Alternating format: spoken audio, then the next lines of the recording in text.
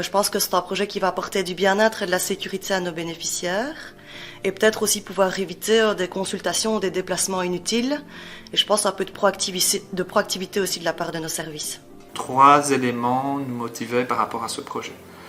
Tout d'abord, une approche holistique. Le projet regroupe des hôpitaux, des assureurs, des centres de soins à domicile, des centres de téléassistance.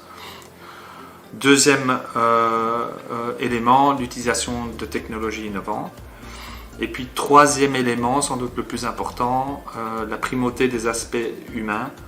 C'est surtout pour la sécurisation en fait, de la prise en charge des patients post-opératoire immédiat. Nous soignons actuellement une trentaine de patients présentant un asthme très sévère.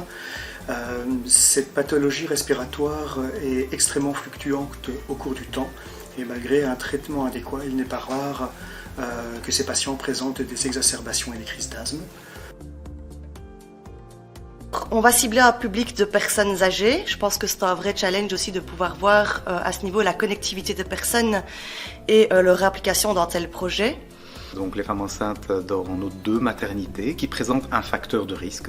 Les facteurs de risque sont élargis, donc c'est ou bien un facteur de risque lié à un stress de la grossesse avec des antécédents lourds, ou bien ceux qui rentrent dans les grossesses à risque en termes de risque de prééclampsie et d'éclampsie. Et nous, on sera là pour l'installation du matériel, pour l'accompagnement du patient, l'éducation du patient qui est fort important dans ce projet. Tant qu'il n'y a pas acceptation par le patient, 1, de sa pathologie, 2, des technologies, le projet ne fonctionnera pas. Donc notre rôle, c'est d'être là 24 heures sur 24, tant pour les bénéficiaires que pour les professionnels de l'aide et de soins à domicile.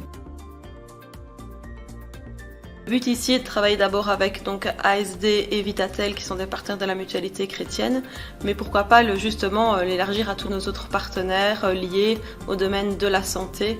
Et ça c'est vraiment quelque chose qu'on veut construire et co-construire dans les prochains mois avec nos partenaires.